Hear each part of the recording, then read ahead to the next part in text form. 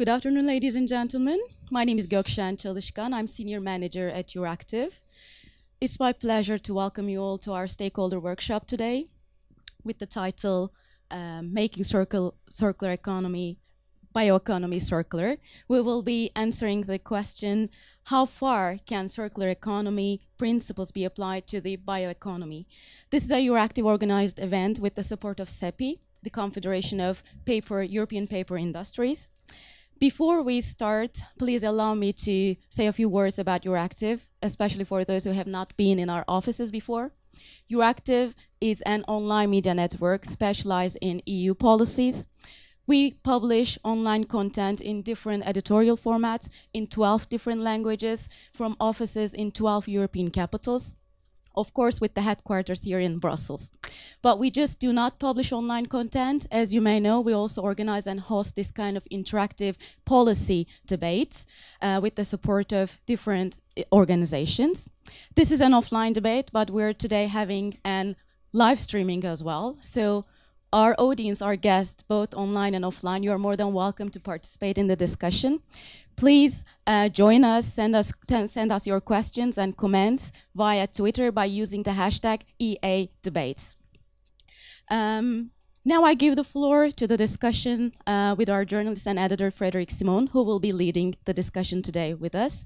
He will introduce our distinguished panelists, and then we will hear their introductory statements, and then we give the floor to open discussion with your contribution. I will address you again in the end, so I hope you enjoyed today's discussion. Thank you for listening, and Fred, floor is yours. Thank you, and good afternoon, everyone. Thanks for joining us today for this debate, which is kindly supported by CEPI. The focus of today's discussion is going to be on the bioeconomy and how the circular economy principles can be applied to it. Now, it's a discussion which is becoming increasingly relevant because the European Commission is preparing an update to its bioeconomy strategy, which was initially published in 2012. So now is probably a good moment to take stock and look ahead to what's coming up. Joining me today to discuss those issues is Waldemar Kut, next to me, Head of Unit for the Bioeconomy Strategy at the European Commission's DG Research, William Neal from DG Environment, Franz Bogovic from the European Parliament's Regional Committee, Alex Mason for the WWF, and Sylvain Lotte from CEPI. Welcome to all of you, gentlemen. As we heard, each of the speakers will start by making a short introduction of no more than 5 minutes, and then we'll open the floor to your questions or remarks. So feel free to challenge our panelists, and I'll try and take as many questions as possible. This event is live streamed, so beware. Anything that you say might be taken up in a forthcoming article on Euractiv. We actually have a journalist in the room as well. I guess that's all for me. Waldemar Kut, the floor is yours. Thanks, Frederick. The bioeconomy, I think it's best started if giving a definition of it. Because the circular economy looks simple by just having the circularity inbuilt. What's the bioeconomy about? The bioeconomy actually encompasses all the areas that produces or uses biological materials. So we're talking about land and ocean sea systems that produce biological resources, but we're looking also at food, feed, and bio-based materials, whether it's textiles, bioplastics, or wood. We're talking about bioenergy, biofuel. So that's the overall idea of the bioeconomy. That's what the bioeconomy is about. And the bioeconomy strategy was set up in 2012 because it's such a complex system and there are different objectives to it, to really develop a strategy so that different objectives can be kind of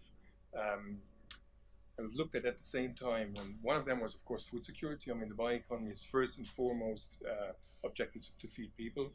And 70% of the bioeconomy is about food. But it also holds promises, and it has a very important feature in climate change. It also has a very important feature in substituting fossil materials, for instance. But it also has, of course, a very important issue of making production sustainable. You have to do it in the limits of the planet. So there's another thing that you need to look at. And all of this has to be done while you generate jobs and growth. So the bioeconomy tries to really look at these 5 objectives. Some seem to be contradicting itself, and trying to find a balance between those and develop strategies and develop actions that could really do a sustainable bioeconomy. That was the title of the 2012 strategy, Sustainable Bioeconomy in Europe. So we've done a lot of things. Actually, if you look at some of the actions, we had an action on reducing food waste already in 2012, which in the circular economy also came up a bit more prominent. But we looked at some of the issues that were already at that time. We could call it circular. We were looking at nutrient recycling issues. The bioeconomy itself, if you see what's the relation to circular economy, of course it's circular per se. We're talking about new carbon or fresh carbon cycles. So we're using carbon in products through plants. We eat it. We try to recycle it through either composting, or even if you burn it, it gets picked up by plants again. So you have basically a new carbon cycle that you're trying to do with a bioeconomy. So there you already see that there is a circularity element in there. But essentially you have lots of elements that are the same in a circular or a bioeconomy system. It's resource efficiency, it's sustainability. I mean, these are the 2 driving systems of both systems. And I think circularity, as I said, is an element. It can be an element of nutrient recycling, which is very important. But it can also be an element where the bioeconomy, by producing bio-based materials, so if you go into the material cycle of the circular economy, it can produce materials that can substitute other non-biological materials, wood, cement, for instance, or plastics, fossil-based plastics, bio-based plastics. So there's a substitution effect that can help the circular economy become even more resource efficiency, because it can be based on renewable materials instead of non-renewable materials. So I think there is a synergy there, and I think that's the main thing. They are separate. I mean, there's an overlap there, but I think it will be very important to look at these synergies and to develop these further. And we're working, I think, together with our friends in environment to try to do that. Good. Thanks for this introduction, and I'll turn to William Neal immediately, because as Waldemar said, you're working on trying to link those 2 strategies. So tell us more about that. Well, thank you very much, and thank you for the very neat handover, Waldemar. Yes, I mean, I think if we're talking about applying circular economy principles or concepts to bioeconomy, absolutely that's the case. That should happen. They're certainly coherent, but there are specific aspects of the bioeconomy which mean that we need to take maybe a slightly different approach than we do to abiotic material. If you've seen the very famous representation of the circular economy coming from the Ellen MacArthur Foundation, you have the butterfly, you have the abiotic and the biotic. And I think it's important to understand that when we're talking about the circular economy, we're talking about those 2 loops, and we're also actually talking about millions of loops and millions of circles. It's about lots of products and materials in their individual cycles. Some of them very long, some of them shorter. One of the specificities of the bioeconomy is that many of those loops are much shorter. You're talking about renewable materials, which is obviously has a certain specificities in terms of the value chains, but quite often shorter time periods, and also quite often more geographically specific loops as well. If you look at the way we developed the circular economy approach over the last 5, 7, 8 years in the Commission, the underlying objective was to decouple the increasing demand coming from global populations and consumption from the impact of that demand. And of course, when we're talking about bioresources, biomaterials, those pressures of demand are particularly strong and important when we're talking about the global demand for food, feed, energy, and materials. We're going to have to double agricultural production globally by 2050. and then balance that with other demands on those biomaterials. The second thing which was underlying the circular economy approach was the fact that the European Union is very poor in materials generally, and this is also the case in biomaterials relatively. If you look at the last 15 years particularly, our consumption growth has been very much based on sources outside Europe, and 22% of the biomass, there's been an increase in the last 15 years of 22% of the biomass which is sourced outside the EU. And I think we're, in terms of the footprint, it's about 33% today of EU footprint in terms of biomass which is coming from outside Europe. So our consumption is very much depending upon biomaterials which are coming from outside the European Union, which is an issue for circularity. How we deal with that, we can look at increasing efficiency, resource efficiency, as Valdemar said. Bioeconomy accounts for about 25% of materials in the EU economy, and about 9% of jobs and production or turnover. So I think there are opportunities there for increasing the value added on those materials. We can look at reducing waste generation. About 30% of, well, we talk about 30% food waste in the European Union. That means also 30% waste of land, 30%, I'm not being very exact here, but we're talking about also fairly equivalent amounts of wastage in that case of the nutrients that go to produce that food, the land that goes to produce that food, the water that produces that food, and so on. Then managing waste. Food waste, bio-waste is about 125 million tonnes per year in the European Union. Only 25% is collected and recycled.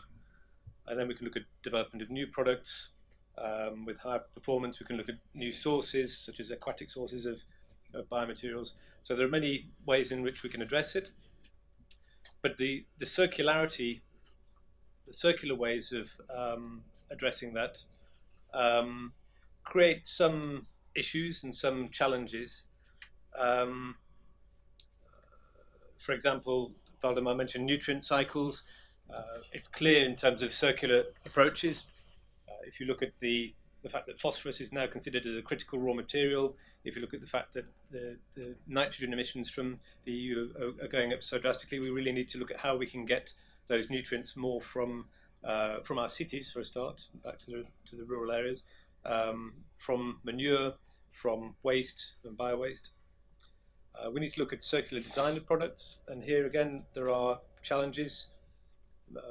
Mixing biotic and abiotic materials in products can cause problems when it comes to recyclability and circularity. When you're looking at the durability, we're talking about keeping the value in the system in the circular economy. If you want to have durable timber products, you quite often have to add arsenic or creosote, other chemicals which can pose problems for recycling. If you're looking at waste reduction, I think we need to take an approach which is very much based on consumer information. If you're looking at managing waste, I think we're already dealing with this to a large degree in terms of improving the amount of secondary biotic resources and reducing the amount of virgin that is needed. The waste review, which was adopted, which will be adopted in about a week, finally, by the Council. We have in there mandatory separate collection for bio-waste by 2023. We have recycling targets for wood and paper, which are increased. We have 10% landfill limit, which means a lot less bio-waste going to that landfill. So there are many circular approaches. They are rather complex. I'll finish there, but I have a few messages which may come out later in the discussion. Thank you very much, and indeed we'll have plenty of opportunities later on to pick your brains on these issues. Franz Bogovic, your perspective from the European Parliament's Regional Committee. Yes. Good afternoon. Thank you very much for the invitation. As you said, I'm a member of European Parliament. I'm from Slovenia, and I'm in Regi and Agri committee, so I'm quite close to this team from the both committee where I work on.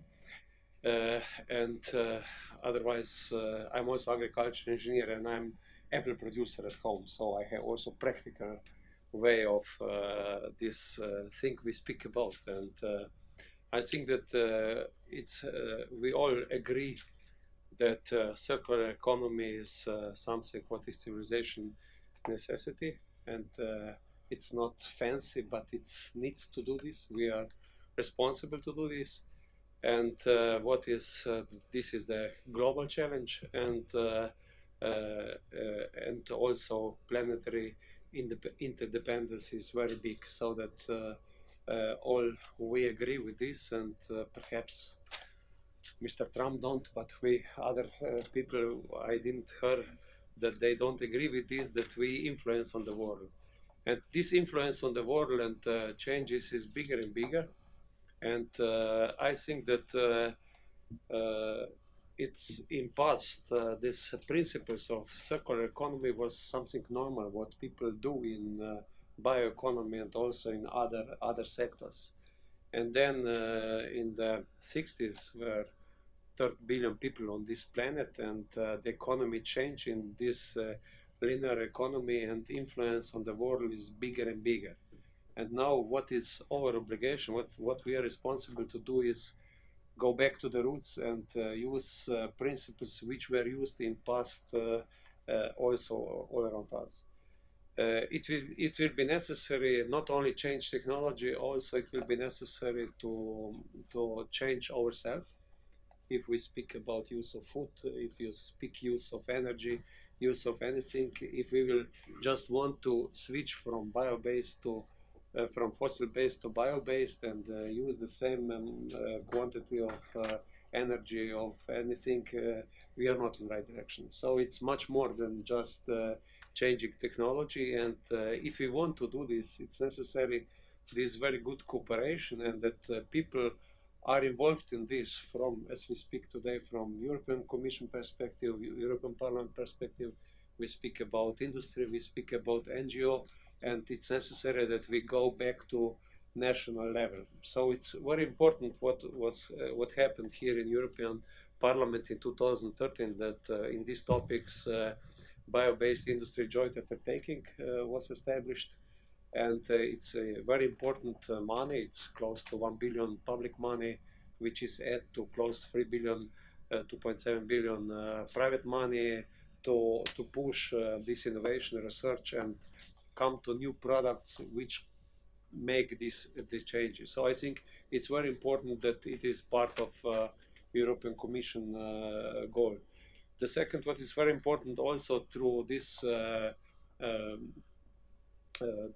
through cohesion policy, there are many tools which are connected with circular economy, also bio-based industry.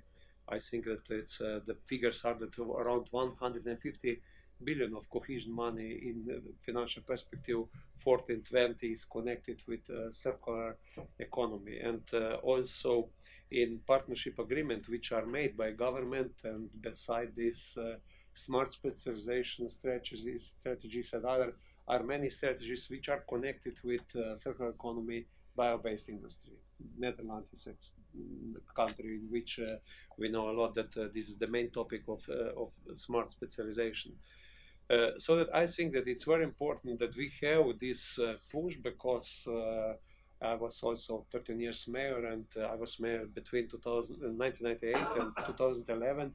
And I know that we changed a lot of our municipality policies on the base of priorities which we got in this cohesion money and other things. And so I think the influence of European Union is much bigger as only these figures. This influence also on budgets of countries, municipalities, and what is very important that industry and public-private partnership are established, like in this bio-based industry joint undertaking. So I think this is the right direction. For my opinion, it's necessary also in future to ensure the money for this research innovation, what is necessary, because there must be a lot of new technologies, that prices of this biomaterial will be closer to fossil-based materials, which is at the beginning a big problem, how to come on the market with new materials. I think that it's also very important that perhaps we find some other tools like subsidies or taxes, but I I usually compare this with renewable energy, and I'm sure that solar energy without public subsidies never reach this level that it's today. No subsidies, and you can work with these energies on the market quite efficient and concurrent. And also, what I think it's necessary at the beginning to use and to combine with these new materials also creativity. And last week we organized, me and my office and Circular Change platform in Slovenia, we organized one great 2 days event, and first day was our 3 pillars of this event. First was communal waste, what is going on in this topic. The second was bio-based, and the third pillar was creativity. And we show many cases of SMEs, and also, for example, fashion performance with where from natural materials, fair trade materials, and such a thing. So that I think that there must be at the beginning some stories beside, and then you can also count on social responsibility that people will use this material. Okay, thank you very much for this interesting perspective. You'll have plenty more opportunity to share some of these thoughts.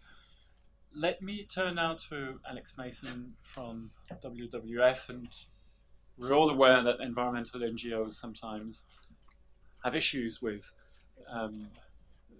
bioeconomy related topics, so tell us more. Yes. Well, thank you very much for inviting us to participate. As you say, I mean, WWF and other environmental NGOs do have obviously a very big interest in particularly the bioeconomy, which, as our previous speakers have made clear, is a vast topic, and obviously in everything from agriculture and forestry, fisheries, conservation organizations have a big interest in the subject. I mean, I actually work on climate change policy and renewable energy and bioenergy. So I'd like to focus particularly on the, if you like, the climate issues in this area. And I guess my main message, having worked for a few years now on bioenergy, is that the EU's bioenergy policies are in fact a very serious threat to the bioeconomy and the circular economy. And I think it's very important that in developing the bioeconomy, we avoid the mistakes that the EU has made on bioenergy.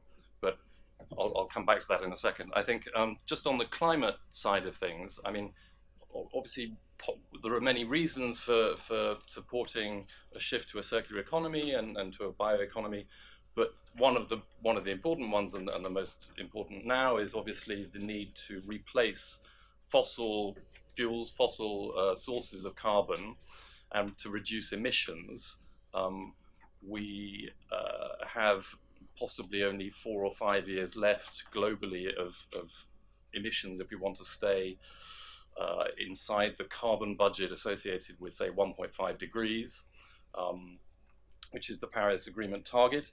Now, obviously, we can be thinking about maybe not hitting 1.5 degrees and maybe only managing to keep global temperatures below 2 degrees.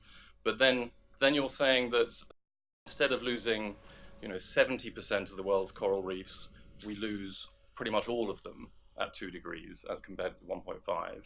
And, coral reefs, obviously dear to our hearts, maybe we'll seem a long way away, but the other thing you need to think about is the risk of passing various tipping points between 1.5 and 2 degrees, and that becomes a lot more significant at 2 degrees than at 1.5 degrees. So there's a enormous urgency, obviously, to reduce emissions, but also to store as much carbon as we can in landscapes and in products, and to over the next few decades to essentially suck gigatons of CO2 out of the atmosphere and put it into a sort of some other solid form where it's not going to be causing climate change.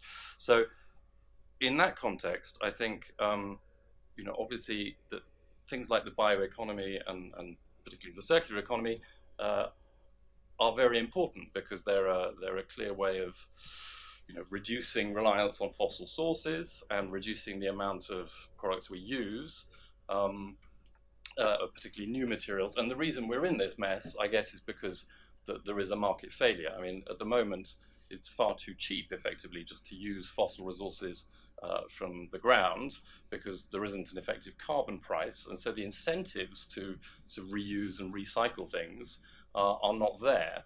So, one of the key policy challenges is how do we put a price on emissions and resource use that actually reflects the costs they impose on society. Just on the question of bioenergy, I think the point I'd like to make is it's very easy to think that something begins with the word bio must therefore be green. What's not to like? And I worry that there will be a sort of rush to move to a bioeconomy, to switch from fossil fuels, which is great, but in so doing, to sort of have all sorts of unintended consequences. And this is where there's a parallel with, I think, the EU bioenergy policies, where, in a let's be charitable, in a sort of well-intentioned effort to reduce emissions, the EU subsidized, or the EU as through member states subsidized the use of bio-based sort of crops like palm oil or rapeseed and so on, and thereby using land to produce biofuels, which actually have a higher greenhouse gas impact than the fossil fuels they replaced. Because either if you're using land to grow biofuels, you are either not growing food that would reduce deforestation elsewhere, which is a particular problem with things like palm oil, or you're reducing the amount of land that gets reforested or naturally reforests, which actually absorbs more carbon than you save by using the land to produce biofuels. So, if you were to sort of decide to replace all fossil plastics with plastics from purpose-grown crops, from a climate perspective, in any case, you'd probably be doing something completely counterproductive. So I think the message I have is, yes, the bioeconomy is an important objective, but it needs to be done sensibly and without making the same mistakes that we've made in some other areas.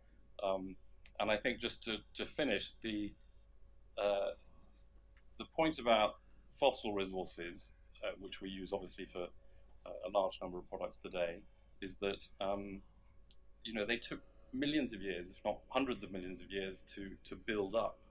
It's millions of years of buried sunshine, effectively, and we can't simply replace all of that with biological sources of materials. And so, in fact, the circular economy is essential to making the bioeconomy work. We have to keep the carbon in the system and keep it, going into products. And actually, we could almost think about bioenergy like burning stuff is what happens when the bioeconomy ends and when the circular economy fails. That's burning things is the last thing you should do in many ways. So I'll finish there. Thank you. Thank you, Alex Mason, for this bit of a warning and alert. Sylvain Lotte, from the perspective of paper and forest industries. Thanks. I've taken a lot of notes, pages of notes, because for me it's also a learning exercise, and I'd like to bridge with some of the points. Maybe a few starting points from a paper industry perspective, but I know it could be also the perspective of some other bio-based material industries. We are sourced in Europe. 85% of our entire feedstock is European. We are made in Europe with European technology. All the equipment manufacturers are European. The brains are European. The plants are in Europe. 90% of all the paper pulp products we use are European. And we are recycled in Europe. More than 70% of everything we put on the market is recycled in Europe.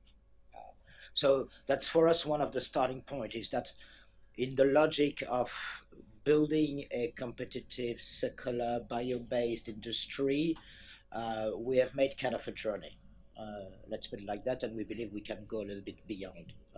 But I think it addressed some of the very valid points. It's true that Europe is, in terms of resources consumption, increasingly dependent on non-European based resources. And yet we are trying to compensate this by increasing the recycling, by better sourcing and better mobilizing the wood in Europe. That's part of the approach we are trying to follow. It's true that Europe is technology dependent in many, many fronts, and yet we have in Europe the chance to have the clusters of the best research centers, the best equipment manufacturers, and amongst the world leading companies. So we should be able to do something out of it. And that's really the starting point where we believe that this circular bioeconomy is a real chance for Europe. And it's a chance also for the million of people that are working into it. I mean, we have 1.5 million people working from the tree, the forest, down to the recycled paper and back to the loop. And more than 60% of them are in rural areas. I grew up in a rural area where there was no industry, there was only farming. And it was tough for the people there. It was tough for the people there. They would have had an industry developing together with the ecosystem, if I may say, locally, that would have changed a little bit the life in the villages where I was living. So I think that needs to be brought also in perspective. And then comes the climate perspective that Alex rightly remember. In the medium term, we do also believe there is no chance to maintain climate change within the boundaries of the Paris Agreement without massively defossilizing our economy. Now it's a matter of speed, pathways, pace, technologies, and so on and so forth. But we believe that there will be a range of solutions that will naturally come up. But I believe, like you, that it's time to accelerate, scaling up, and that's where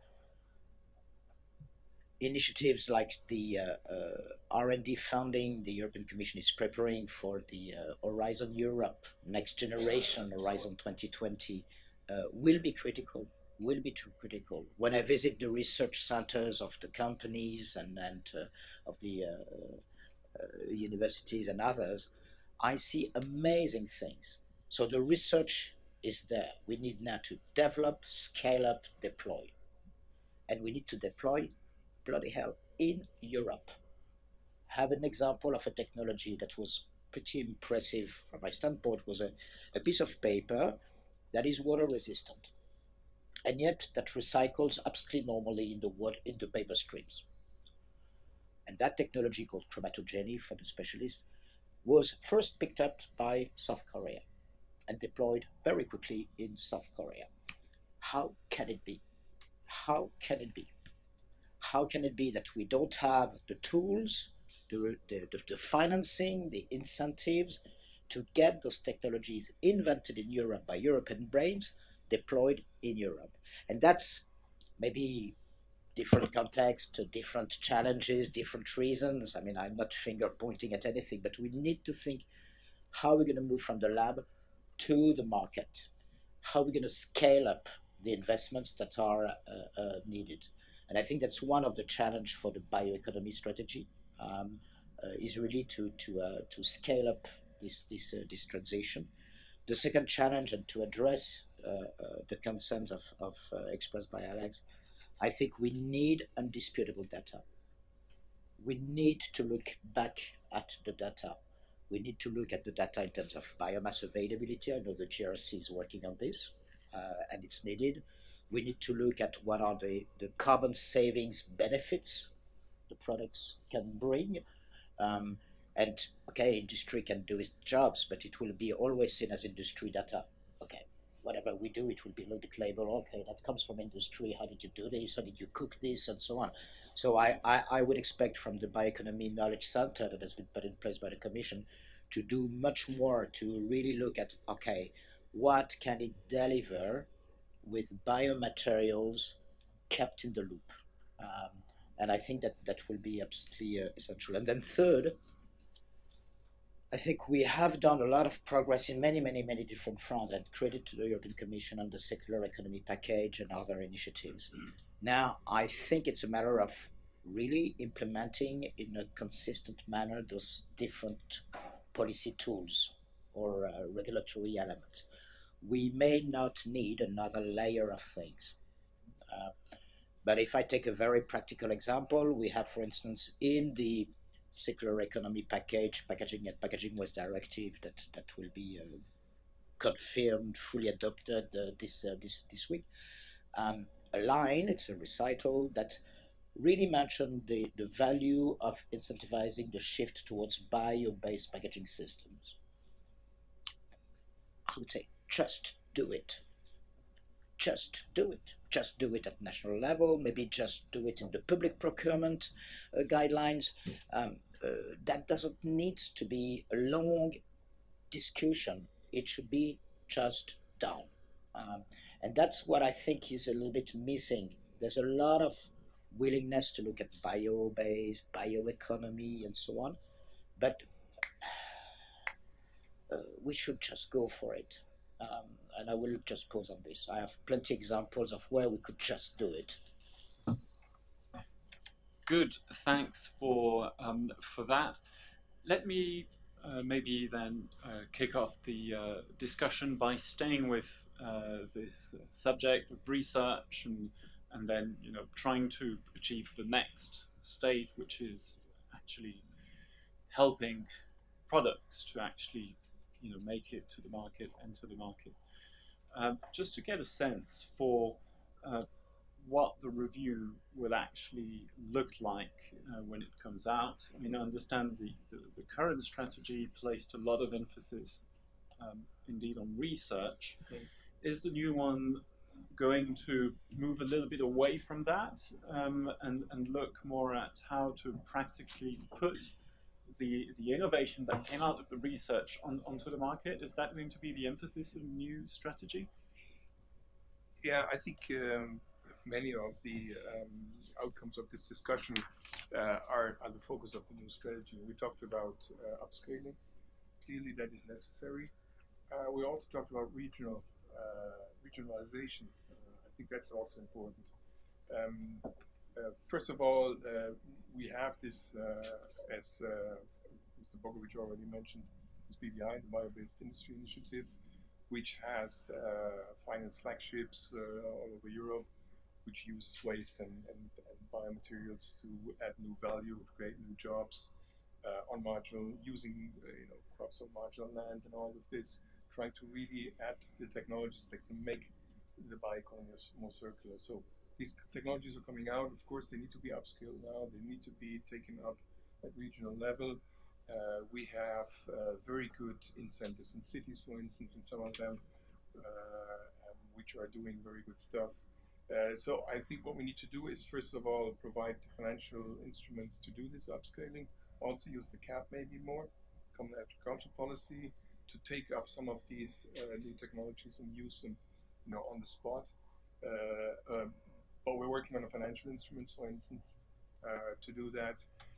We're also looking at how to better work with cities, with regions, both coastal and rural areas, to really pick up these new technologies to implement. So that's going to be a focus of the strategy, two of the points. What we'll do invest a lot in research, because we do think the challenge is formidable. I mean, it's huge. And all of us have talked about the challenges, whether they are in climate issues. I mean, what are we going to, do we want to replace housings to wooden housings, which would be also something where we can store lots of carbon. The question is, how much can we do that? Can we, replace 20%, 100%? When are we turning this vision into maybe another disaster. I mean, that's really what we need to know. So we need to have a monitoring. We need to have something like a cockpit that tells us, okay, there's a bioeconomy pathway, we can go somewhere.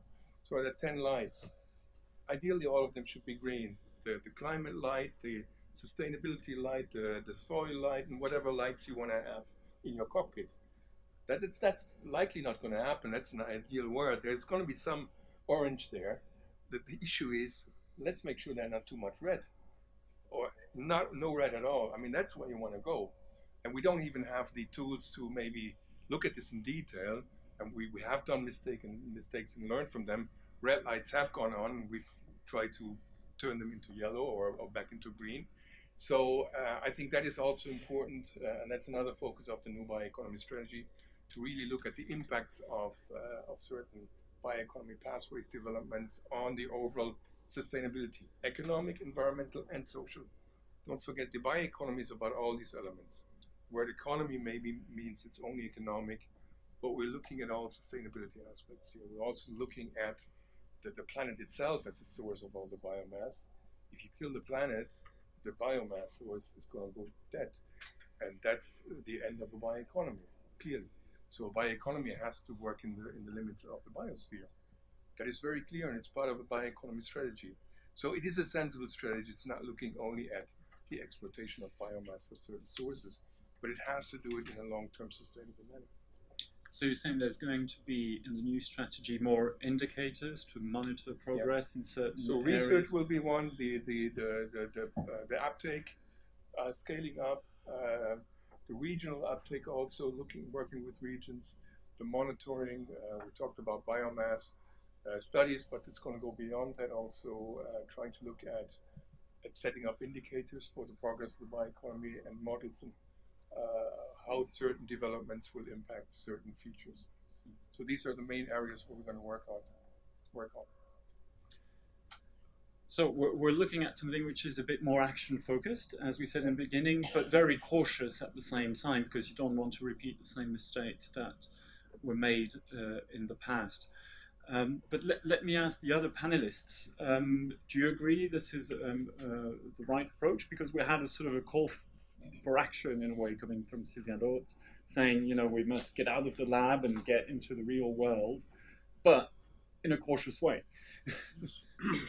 Yes, I totally agree with this, and I can say, for example, for Slovenia, we made big mistakes in renewable to use corn for biogas, for example, and it was today everybody knows that 10 years ago the mistake was mistaken. I totally agree, and what is also very important, I have here in front of me 1 week old roadmap towards the circular economy in Slovenia, and I think that as it's important that we have a European roadmap, it's necessary that each country knows and go in details and concretely to debate and find out this green light, lights you said, because in country like Slovenia, which we have 60% of area covered by forests, and on one hand it's a big opportunity, but on the other hand we have only 880 square meter arable land per capita.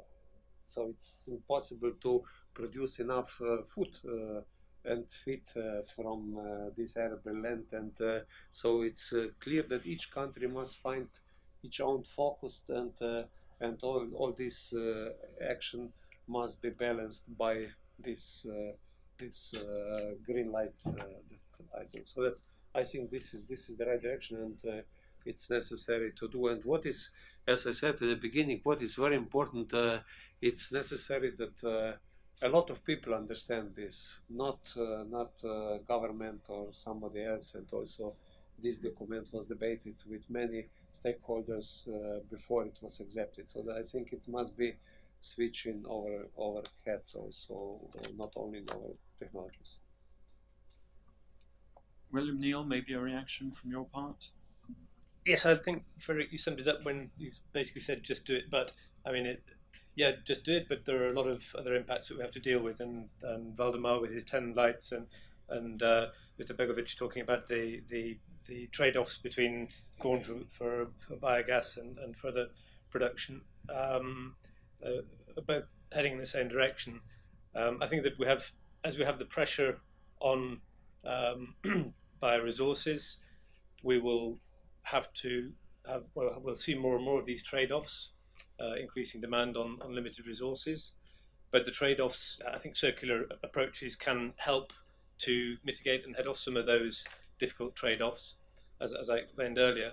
But I think there's a trade-off also between our use of bioresources and the other uses that the ecosystem has for those bioresources in terms of oxygen, in terms of water regulation, temperature regulation, our gene pool, biodiversity, and so on.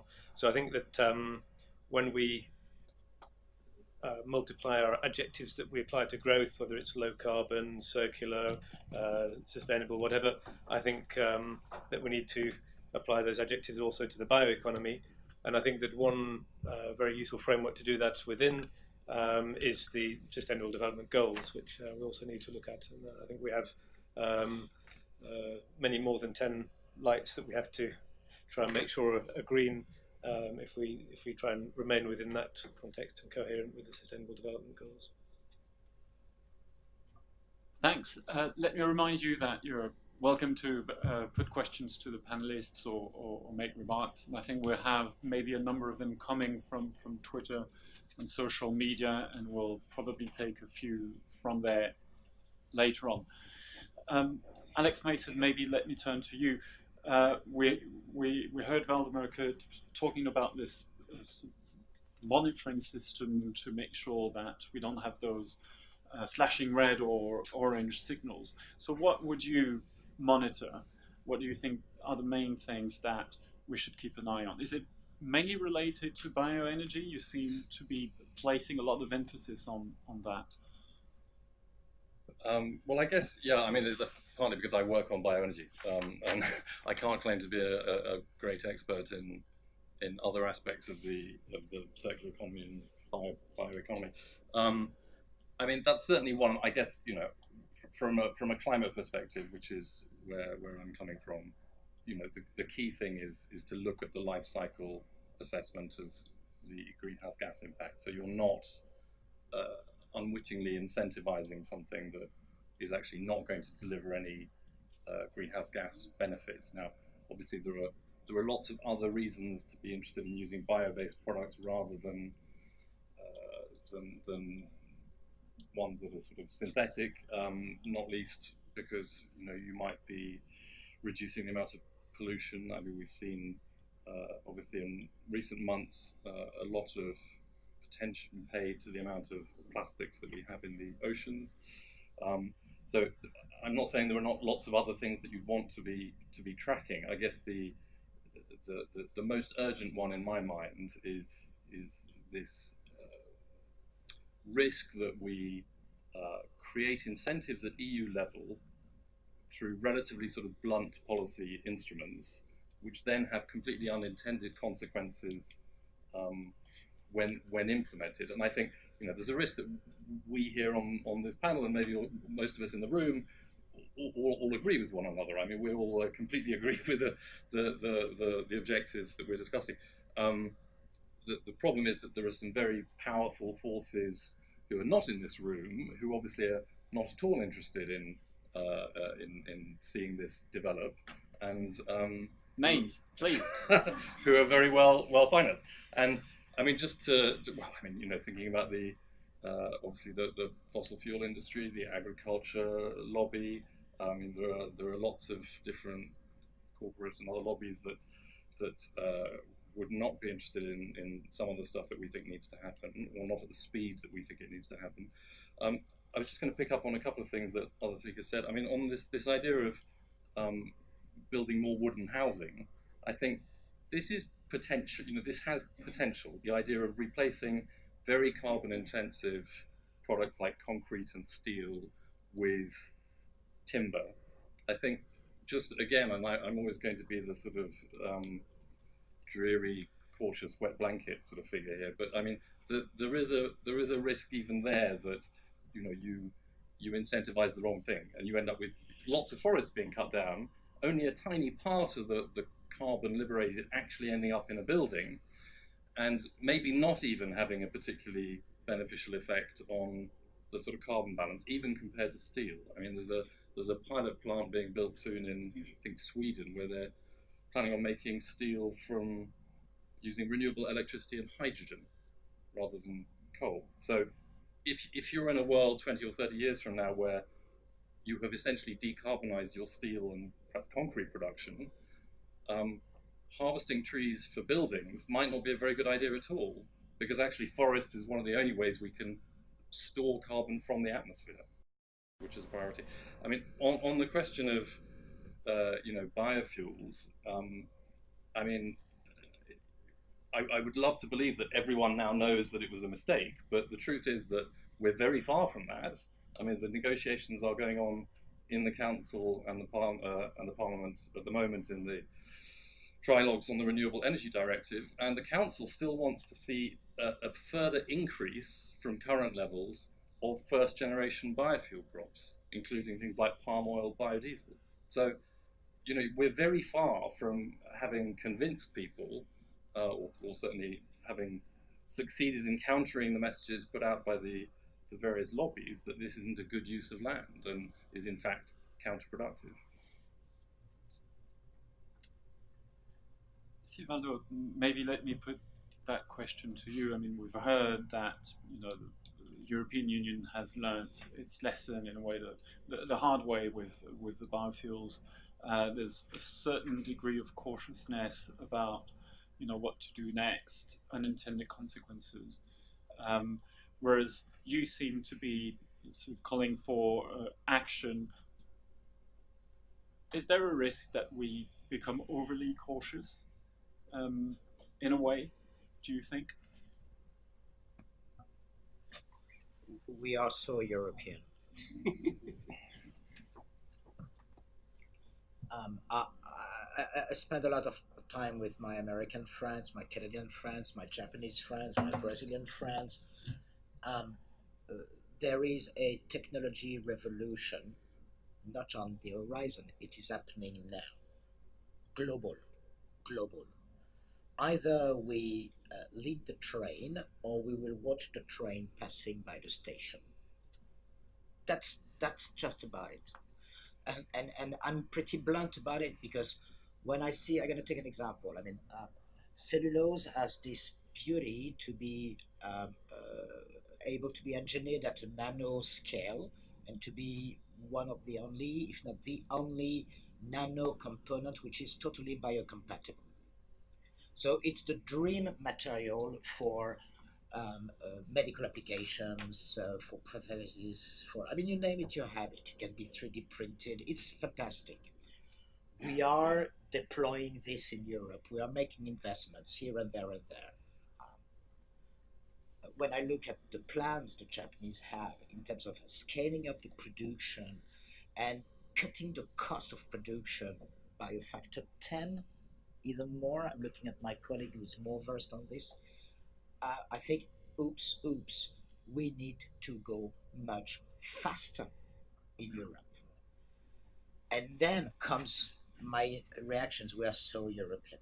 Oh my God, this may be nano. So nano classified as bad, irrespective of what kind of nano you're talking about. That's number one. And then, oh yeah, but where the feedstock, the resource will come from? I mean, the Japanese, they don't ask themselves the questions.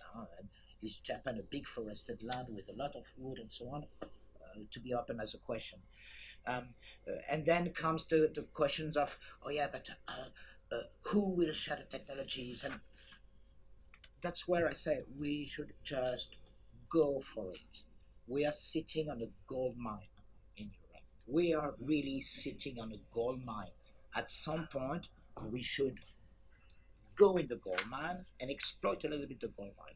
Now, I'm very happy to hear from Valmar that there will be better monitoring and elements to look at how this is moving on. I'm not preaching for subsidies. Europe is sick of subsidies. This has totally blurred the market with the bioenergy. That's one of the things that have totally put upside down the economic value of a lot of industries. We should unplug Europe from subsidies, but that means that we should also unplug the subsidies for the fossil-based industry. Aha!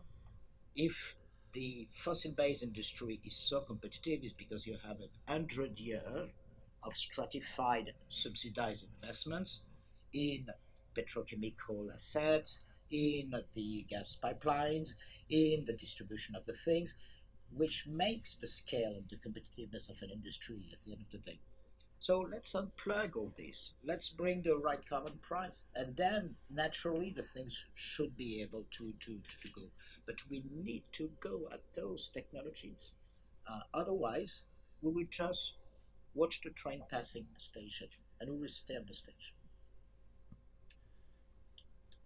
Alex Mason, I'll turn to you in a sec, but I wanted to have maybe a quick reaction from Valdemar Kurt.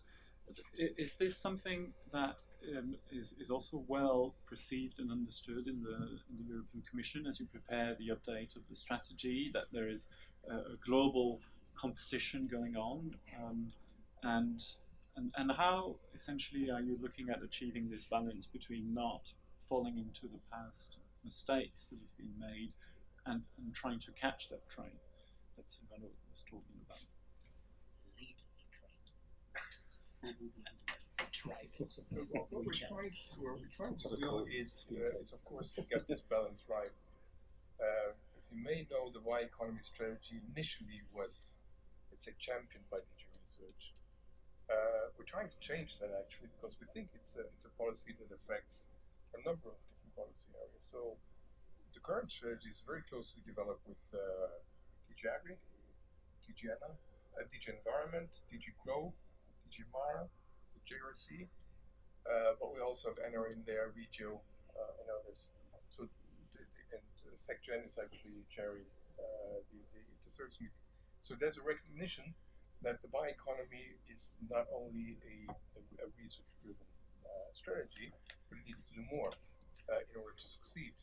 And so, as I said, that's why we're trying to have a much broader strategy that looks also at things like regulatory environment, financial things. Yes, we did a BBI now. We invested $1 billion. There may be now need for follow-up investments, which are better done by financial instruments than maybe grants. We have to look at this in detail, how to best do this. It's opening up also. The BBI was very much about classical, let's say, industrial bio-based products, but it's moving into all kinds of other things. I mean, the bio-based industries is much broader than just biochemicals. I think we're seeing these opportunities, and we're trying to provide, at least from a research point of view, the financial and grant instruments to move on and move ahead. Of course, on the regulatory side, we work with our colleagues of Grow and Environment and other to see what we can tackle, what needs to be done, and this could be, certain regulatory barriers for certain bio-based products, which we have to look at and then maybe take action in these areas. That's part of the long-term strategy to look at. So we do see also, of course, the potentials. I mean, Europe is very good in chemical engineering. Europe is very good in sustainable production. I mean, the first circular economy was built in paper and pulp in Europe, I guess. So I mean, it's both bio-based and circular. So I mean, there's a long tradition in Europe there, and we have to look at these issues clearly to move on forward. But of course, there also needs to be a discussion between the different policy areas to balance this. And that's important to look, at least if you look at larger scale issues, that you know very well where you're going to. Alex Mason, you wanted to react on the subsidy issue, maybe? Yeah, I mean, firstly, just to say, I mean, we are a conservation organisation, but we're not opposed to technological progress. We don't want everyone to live in caves. So I think I would agree. I think with Sylvain completely that there are enormous economic opportunities, and if we're cautious about some things, it's not because we think that cellulose 3D printed prostheses are going to lead to global deforestation. I mean, I think that's sort of rather unlikely.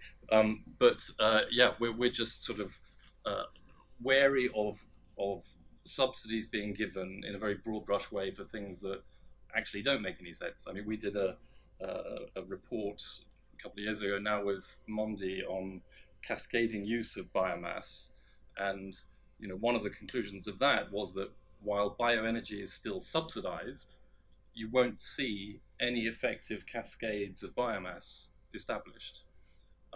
So I think we're cautious, but not in terms of sort of holding back progress. We're interested in things being done right, and I think it's in the interest of people working in the bioeconomy to ensure that the bioeconomy doesn't get a bad name because of some of the sort of bad elements within it, if you like, the things that really make no sense at all. Yeah, no, I just made a note when you talked about these things like making everything out of the bioeconomy, whether it's fuels and all this.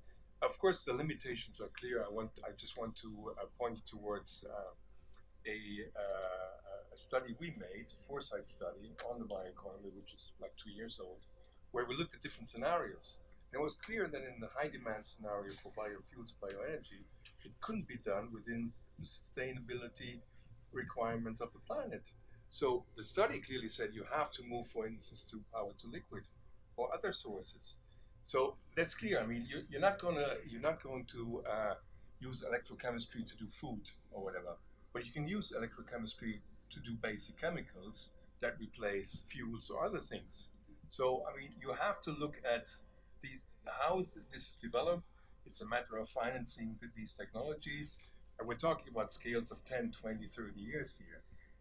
So, I mean, I think it is clear that the demand that some people have on bioenergy, if it really goes that way, is not going to be driven by biomass itself. It cannot be. No, absolutely. And I think, there are some things that we can only do with land, and they are things like producing food and producing, carbon-based materials and storing carbon, and then taking a walk. taking a walk. Yeah, this could be a long list, couldn't it? But and then there are things where in the energy sector where you can, in most cases, do it another way, and we have to, because there simply isn't enough. There isn't anything like the amount of biomass to supply the bioeconomy and also to replace fossil fuels in the energy sector. I mean, the energy sector is obviously going to be based largely on wind and solar, combined with power to liquids and storage and demand response, and actually on renewable energy. This is another good example of Europe sort of missing the boat, or having been in the lead on renewable energy and making a lot of progress, and now being largely overtaken by China and the US in terms of deployment and investment in renewable energy. It seems to me that a lot of the issues that we're discussing are related to volumes. As soon as volumes become big, and as soon as you have dedicated production for one particular usage, and biofuels was an example, this is when you start getting into problems. So does that mean that the bioeconomy is necessarily something which has to remain in sort of small volume kind of production? You're saying no? No, I don't think so, because I mean, if it has to remain in small volume production, then how are you going to feed 10 billion people with the diets that we have right now? So how do you prevent then this from becoming an issue? If the volumes you have to basically get more resource efficient in producing. So I mean, there's research on eco-intensification. There's research on microbiomes in soils, which nobody maybe know what this is about.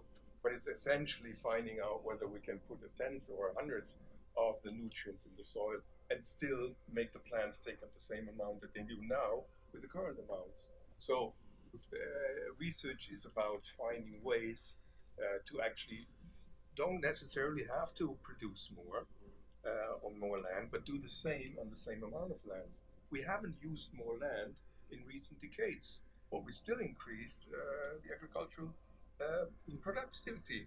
So this is largely okay. In some cases, it may be to lots of fertilization, but a lot of these things have been precision farming, other things. There are new ways. I've just come from a global bioeconomy summit in Berlin, and I've heard one of Argentinian colleagues. They're now producing meat on grasslands where they have rows of trees in there, A, to produce shade, to use better the dung that from the cows and farming. So the overall climate aspect and resource aspect, efficiency aspect of that production system is much higher than any that is currently there. So it's about ingenuity, and that's why research and innovation, I think, is going to be very important for this in the future, because we're talking about systemic changes that we have to do. We have to find new solutions. We have to eat a bit less meat, because I don't think. Well, sustainable consumption is the elephant in the room here, of course. Yes. Because there's no way we stop climate change if the whole world adopts a sort of US or EU level of meat consumption. I mean, half the agricultural land in the world is. Consumption has gone down the last. Well, that's probably good for our health as well. Yeah. Okay, let's save that for later. Maybe William Neal on the volume issue, but you seem to wanted to react. Well, I think we have a few lessons to learn from the abiotic side of the circular economy here.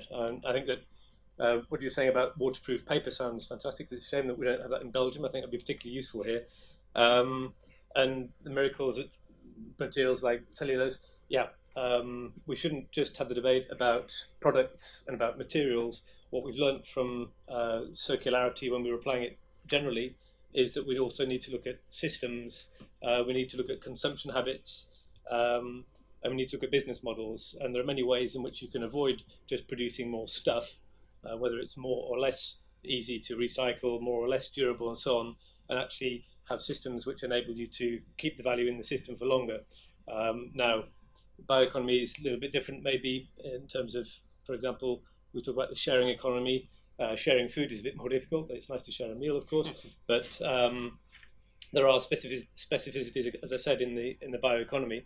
But I think we need to look at not just at getting away from this concept of just producing more stuff to deal with the demand rise, but actually the idea of circularity is to keep that value in the system and to make more use of it. So we can reduce the pressures. So you're saying the volume issue can be addressed to a certain extent, or to a large extent, by circularity. Yeah.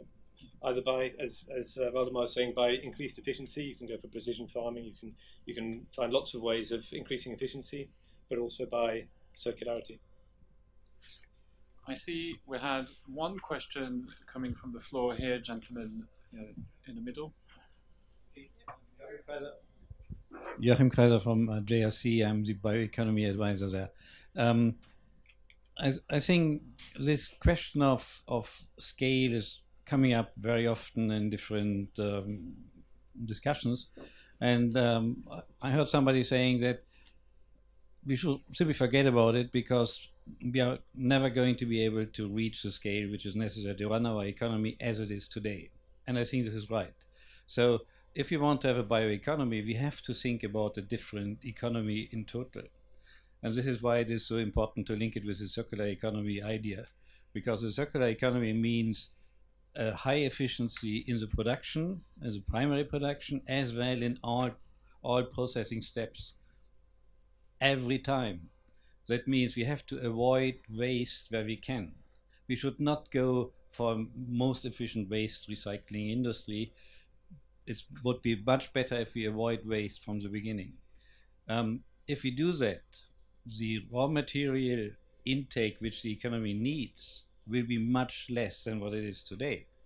And suddenly it becomes much more feasible that the biomass and the bio-based role can play a much bigger role in our economy than we have it today. The other question is, do we really need to go for scale?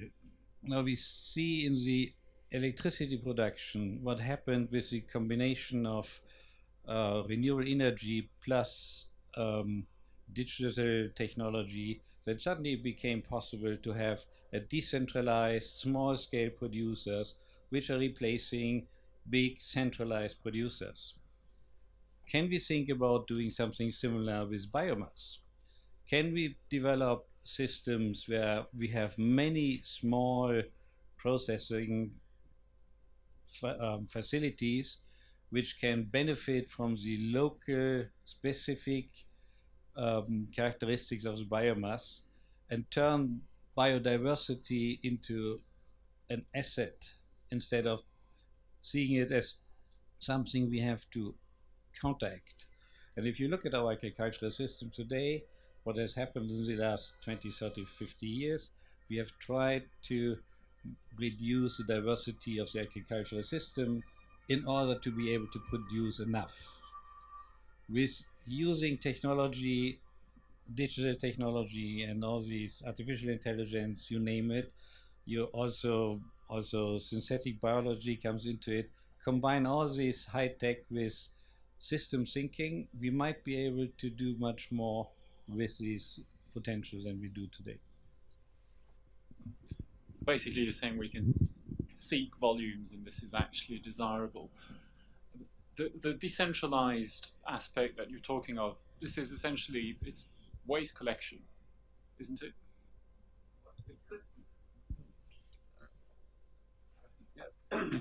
Yes, I think that this is the right direction in which it's necessary to think about, as you mentioned, digitalization and use of resources, use of also, at that moment, use of fertilizers, use of pesticides. You can reduce it a lot and less influence on the environment. And here are these big data things. If we see a lot of changes that we have, for example, gardens in the city, how people share these vegetables, how you connect with digital producer and consumer, small-scale producer and consumer, also energy sector, blockchain technologies, and here are many really opportunities. And I also work on one topic of smart villages, and we launched one preparatory action on to exchange these good practices. And I think that here is the right direction. Also, as I said, I see this in it's not only in Slovenia; it's all around Europe. A lot of on TV you can see a lot about cooking, and it's changing a lot. That people, young people, cook again, and I think all these changes which happens and are part of these changes. When I said also at the beginning that we must change ourselves, and through this it is also be more active, eat less fat and less meat and such things. And I think that as I see situation in Europe and also in my country, we go in the right direction. For example, Slovenia, we are well known as beekeepers, and this week we will celebrate first World Bee Day. And for example, it is absolutely new that in last 2-3 years we have many city beekeepers. It was not in past; it was only in rural areas. And now I think it's a lot of things are changing, and I think that people are aware that it's necessary to change ourselves. And I think through this and through new technologies, then we can succeed. Otherwise, not. And it's different scale. And for example, as I said, in forestry in Slovenia, for example, there are quite good forestry. We have about 7 cubic meters new wood per year, and it's necessary that we count that between 4 and 6 cubic meter per year we can cut. Otherwise, we will have problems. So that this is our balance of material, and then you go through this material. What is the best use of this material? And then is again a hierarchy of use of material. So all this is combined with also local specific and behavior. Good. I see there's one more question here, gentleman in the middle. Yeah, thank you. My name is Andreas Turner from the Austrian Chambers of Agriculture, and I'm also a member of the European Economic and Social Committee. And a lot of aspects have been mentioned now, and I would like to react on some of those. And maybe the Economic and Social Committee is also carrying out an exploratory opinion on the role of bioeconomy in the contribution to achieving the climate and energy targets and the sustainable development goals. So we are just about to start the work actually.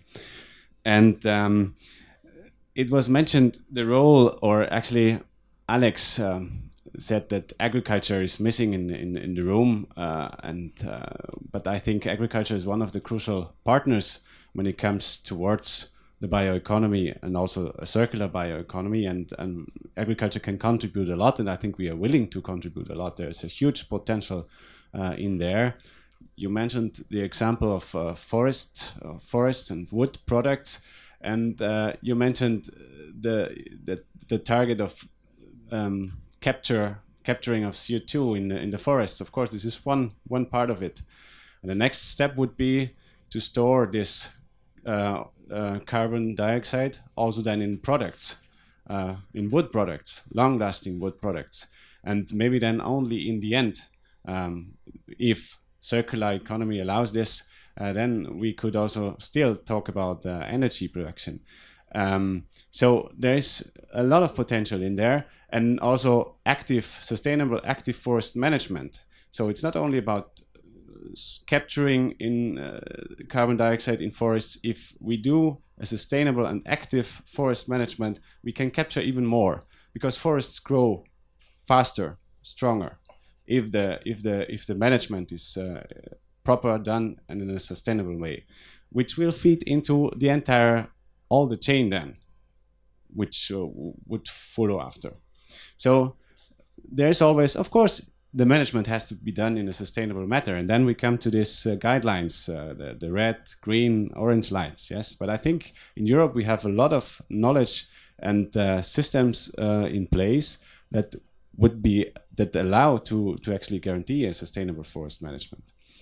Then, Mr. Bogovic, you referred to biofuels, and that it was rather a mistake. I think also there it is valid to differentiate. In Austria, for instance, we have a biorefinery working with producing bioethanol from corn, from wheat, actually. Mainly, they're using rather low quality resources, which would be rather difficult to use for feed and definitely not for food anymore. And then this refinery actually does not only produce ethanol out of this raw material, but also a high quality source of protein as a byproduct, which actually is kind of the same amount as if we would produce. So from 1 hectare of wheat, we get the same amount of protein via this production as we would get if we would grow soya on that hectare. So basically, it's not either or; it's an and in this question.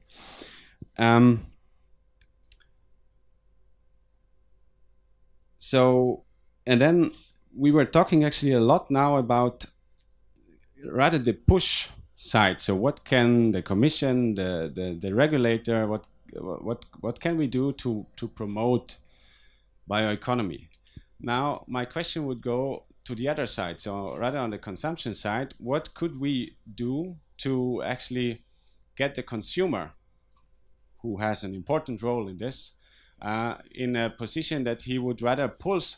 So there's the push side from the Commission, from the regulatory bodies, and then we should try to also get the pull side from the consumer perspective, so that they really ask for wooden houses, that they ask for bioenergy, that they ask for renewable, I don't know, cloths based of natural fibers, for instance. So that would be my question to the panel. How can we actually get the consumer even stronger on board than we have them already now? Thank you. Okay, who wants to have a go on the pull side briefly, because we don't have more than 5 minutes left now. I think we'll get the consumer on our side if we can demonstrate to the consumer that the product, the solution it can acquire are sustainably sourced locally in Europe. That's at the end of the day what people will care about. Are you deforesting Malaysia or not? That's what the consumer will care about at the end of the day. Is it contributing to the job in my constituency or not? That's what the consumer cares about at the end of the day. And then ultimately, is it more expensive or not? And that's what people care when they go to the retail shop next door. Maybe a very important point. We have in Europe the biomass available. The European forest biomass is growing. It is growing.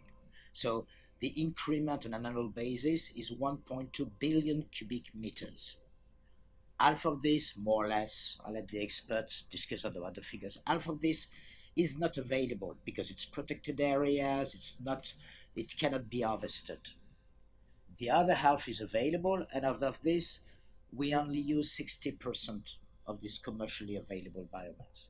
So we have a long way to go. We can still grow and sustainably grow the use of the wood biomass in Europe. I think one of the questions would be on the sustainable mobilization part.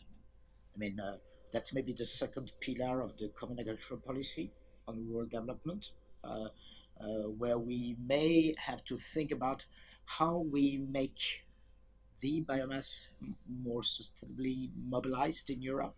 That's an element we haven't talked about, but I mean, I guess it would require a much longer panel if we start to touch on the CAP reform than just looking at the bioeconomy. But I think it's part of the equation that we need to repeat and rebuild the confidence of the consumer. We have the available sustainable biomass in Europe. So let's build on this. Yeah, on the pull policies. Yeah, so I think Sylvain's right. I mean, the consumer will be attracted by price and where things are produced. And as I said at the beginning, one of the problems at the moment is that the price of carbon and the price of resource use is not taken into account in a lot of the products that are on the market. So if we had a decent carbon price, then obviously the products that were made from reused or recycled materials would be more attractive to the consumer than they perhaps currently are. On forest growing, I mean, that's true. EU forests are growing. One of the reasons is, or the main reason is because we spent hundreds and hundreds of years cutting them all down. I mean, Western Europe used to be one of I think it was the third largest deciduous forest in the world. So yes, it's true that forests are now recovering, and that's very, very good news, particularly as I say, we are facing a desperate, urgent need to tackle climate change. And the climate impacts of stuff, it's not really how the forest is managed, although that's very important for other reasons. It's what you do with the wood.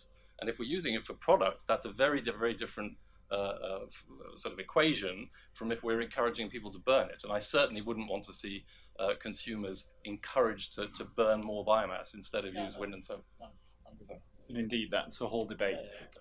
William Neal, you wanted to react on the pull aspect? Yeah, on the consumer side, I mean, I think this is very important. It's one half. I mean, we're very much concerned with supply push and the research side with technology push, but of course it's market pull and it's consumer pull, which is very important, and consumer behaviour.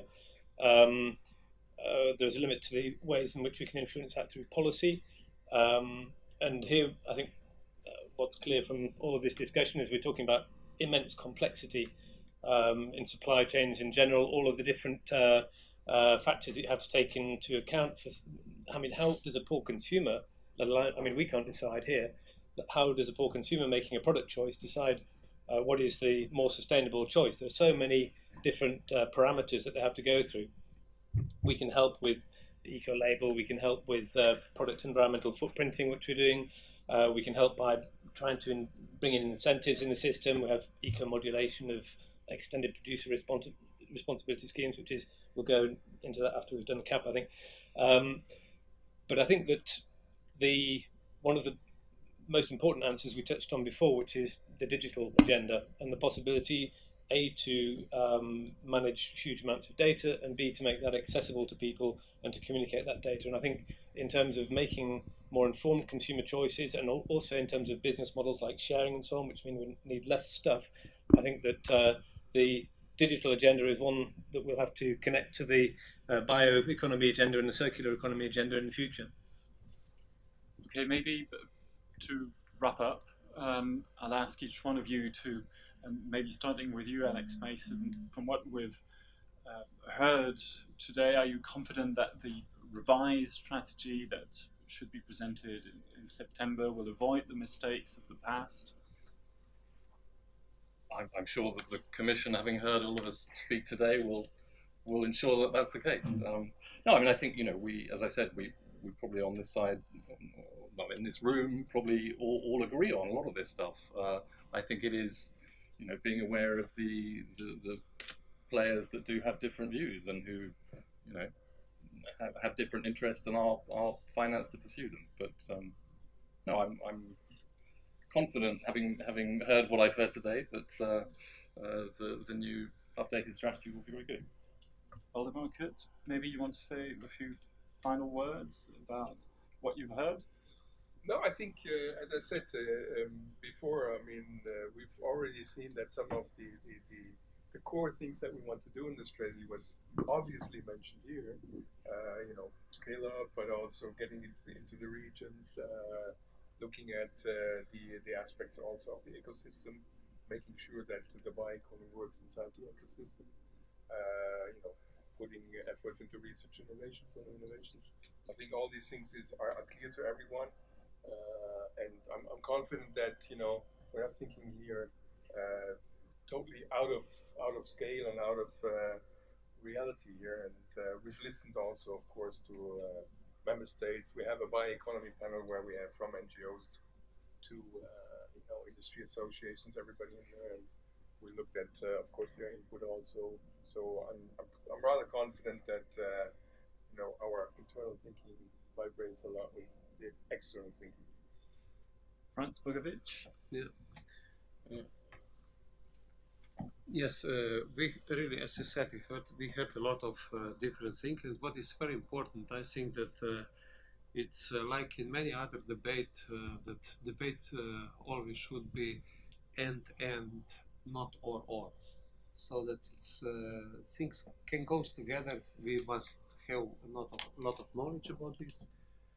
For push these technologies, I totally agree with colleague from Austria. He said case in Slovenia was to have 400 hectares corn for 1 megawatt and producing biogas and nothing else. No vegetables, nothing, no use of energy. And we made also many mistakes, so we must learn on good cases, good practices, and how to push this. Try to also to answer, as I said at the beginning, with new products. For example, I follow some studies about sugar beet production, but is not just for sugar and other things. There are vitamins, there are other products. 27 products are in this study which are useful for different industries. So there are innovation and research and new products. On the other hand, also that these products are useful. For example, we spoke in European Parliament about bio-based, biodegradable plastic and mulch film for production in vegetables production. And there must be the price and the results of this must be clear. What are results on the and influence on the soil on one hand, and on the other hand, if it's useful for farmers also. So I think that there is a lot of possibility, creativity, and communication. William Neal, maybe a few brief final thoughts. Just a couple of words to say that, I mean, from experience with talking about circular economy for a few years, we say that it's not really a policy choice, circular economy, it's inevitable. And I think when you're looking at the equation of the increasing demand for global resources and the limits on those resources, we will move towards a more circular approach, whether we like it or not. And that's very much the case also for the bioeconomy. What we can do with policy is to ease that transition, reduce the dislocation, try and manage some of the trade-offs, try and make sure that the obstacles are reduced and that the systems are in place and the incentives are in place. And I'm confident that we're heading that direction with the bioeconomy strategy and the circular economy action plan. Sylvain Lot, to conclude, you were calling for the European Union to action. Are you satisfied with what you heard? The proof of the pudding is in the cooking, or vice versa. It's how you said in English. It's the proof of the cooking. I think I'm ending this discussion a little bit more confident that we will find the right way, because whatever the perspective I heard, we are not far off. I mean, it's very convergent. It's moving in the same direction. It goes without saying that for us, it won't be all about using virgin fibers or all about using recycled fibers. It will be a combination of the two, if I may say. And that's why we are systematically building this circular bio-based industry. And actually, when I look around the world, we are the world leading circular bio industry. I mean, it's not known in Europe, but the paper-based industry in Europe is the world leading circular bio industry. Full stop. So, I mean, so there is something where I believe we are not good as European, and I think Commissioner Moedas has repeated this. We are not good in Europe at telling about our successes. So, and that's something we could really build upon. I hear the different routes and paths, and I'm confident that there will be some of those that will materialize. And I'm also confident that learning from the, sorry to put it black and white, but learning from the biofuel mess that took place on the first generation and all those debates, we will deliver much more value with the bioeconomy for tomorrow. So I'm pretty confident. Yep. Good. Thanks for joining us today, and I hand over the floor to my colleague. Thank you, Fred, for leading the discussion, this rich discussion. I would like to thank our distinguished panelists. I would like to thank you for participating. I would like to thank Marta for organizing this event, our multimedia team. Before we leave, I have one final remark. In the folders on your chairs, you will find a feedback form. Please take a minute or two to fill it in, to complete it, because it's really crucial for us to have your feedback to organize better events for you. I hope to see you at our next event. Have a wonderful and sunny afternoon. Thank you for coming.